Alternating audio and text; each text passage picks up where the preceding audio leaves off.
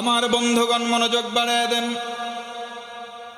আল্লাহ রাব্বুল আলামিন কোরআন দিলেন গোটা বিশ্ববাসীর জন্য, কোন সম্প্রদায়ের জন্য খাস করে দেন নাই, গোটা পৃথিবীর মানুষের জন্য দিলেন। সুবহানাল্লাহ।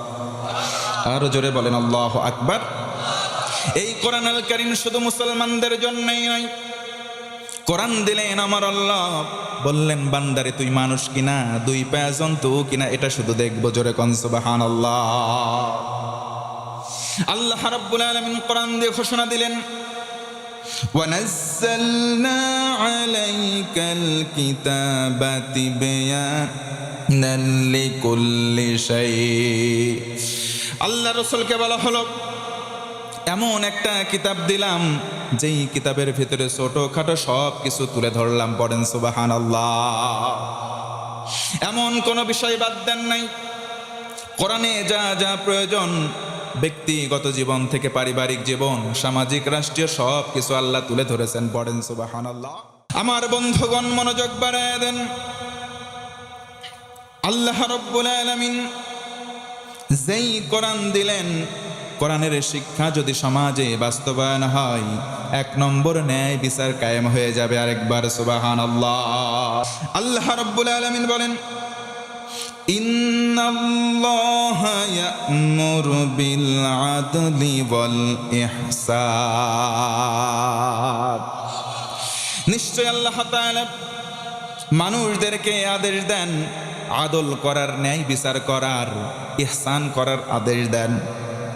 আল্লাহ রাব্বুল আলামিন যে আদেশ দেন, এই আদেশ আমাদের জন্য কখনো গায়ে হাত দিয়ে অনুরোধ নয়, বরং আমাদের জন্য মান্য করা ফরজ। কথা বলেন ঠিক কিনা? আল্লাহ রাব্বুল আলামিন আরো বলেন, وَإِذَا حَكَمْتَ بَيْنَ النَّاسِ أَن تَحْكُمُوا بِالْعَدْلِ। চিল্লায় কোন আল্লাহু আকবার। আল্লাহ রাব্বুল আলামিন বলেন, বান্দারে যখন বিচার তোমাদের মাঝে হয়, ওই বিচারের সময় তোমরা ন্যায় বিচার করবা। ন্যায় বিচারের এক নম্বর মাধ্যম হলো কোরআন। যদি তোমরা কোরআনিক বিচার কায়েম করো, কোরআন দিয়ে বিচার করো, তবে তোমাদের ভিতরে 100% ন্যায় বিচার কায়েম হবে। চিল্লায় কোন সুবহানাল্লাহ। ফি দিলালিল কোরআন হিয়া নি'মাল্লাহ। নিশ্চয়ই কোরআনের ছায়াতল রয়েছে, এই ছায়াতলটা হচ্ছে আল্লাহর পক্ষ থেকে নিয়ামত। সুবহানাল্লাহ। আল্লাহ রাব্বুল আলামিন বলেন, হাল আতা আলাল ইনসানি হিনুম মিনাদ দাহরি লাম ইয়াকুন শাইআম মাযকুরা। আমার আল্লাহ বলেন, ও গোলাম, তোমার কোনো নাম ছিল না, কোনো গন্ধ ছিল না, তোমার কোনো অস্তিত্ব ছিল না। আমি ওই জায়গা থেকে তোমাকে দুনিয়াতে মানুষ রূপে প্রেরণ করলাম। শুধু তাই নয়, আশরাফুল মাখলুকাত, সৃষ্টির মধ্যে সেরা বানালাম। কোন সুবহানাল্লাহ। আল্লাহ রাব্বুল আলামিন সম্মান দিয়েছেন, শুধুমাত্র সম্মান দিয়েই ছেড়ে দেন নাই, আমাদের নারীদের সম্মান দিয়েছেন, আমাদের শিশু কন্যাদেরকেও সম্মান দিয়েছেন। কথা কন ঠিক কিনা? আমার নবীজি যখন বাড়ি থেকে বের হতেন, সবার শেষে তিনি তার কন্যাকে আদর করতেন, এরপরে বাড়ি থেকে বের হতেন। আবার যখন দূর থেকে বাড়িতে আসতেন, সর্বপ্রথম কারো সঙ্গে কথা না বলে নিজের কন্যার সঙ্গে কথা বলতেন এবং চুমু খেতেন, আদর করতেন।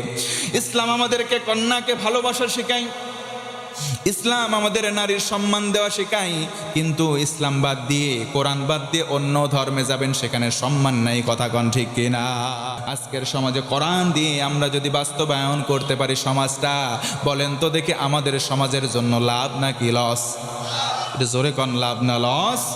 আল্লাহ রাব্বুল আলামিন বলেন, فمن تبع هدايا فلا خوف عليهم ولا هم يحزنون।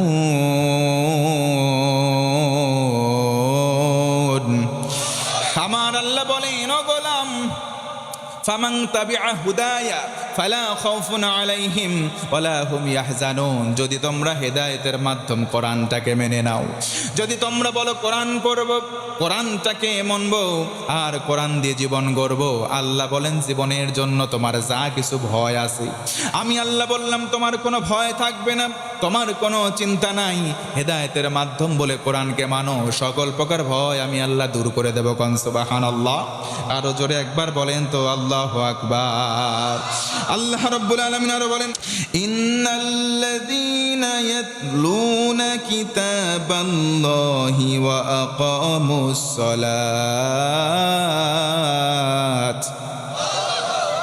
আল্লাহ রাব্বুল আলামিন বলেন, নিশ্চয় যারা তেলাওয়াত করে এই কোরআনুল কারীম থেকে এবং তারা নামাজ কায়েম করে, আমি রব্বুল আলামিন তাদের জন্য নিজেই নিবেদিত হয়ে যায়। পড়েন সুবহানাল্লাহ।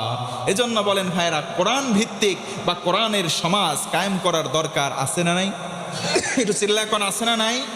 এই প্রয়োজনীয়তা কম না বেশি?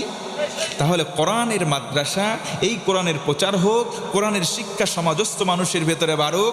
কোরআনের শিক্ষা যখন জনে জনে, সেখান থেকে ঘরে ঘরে, সেখান থেকে পরিবারে পরিবারে, সেখান থেকে সমাজের ভেতরে ব্যাপকভাবে পরিচিতি লাভ করবে। এরপরে সমাজ যখন কোরআনের শিক্ষায় শিক্ষিত হবে, গ্রামটা শিক্ষিত হবে কোরআনের শিক্ষায়। কথা কন ঠিক কিনা?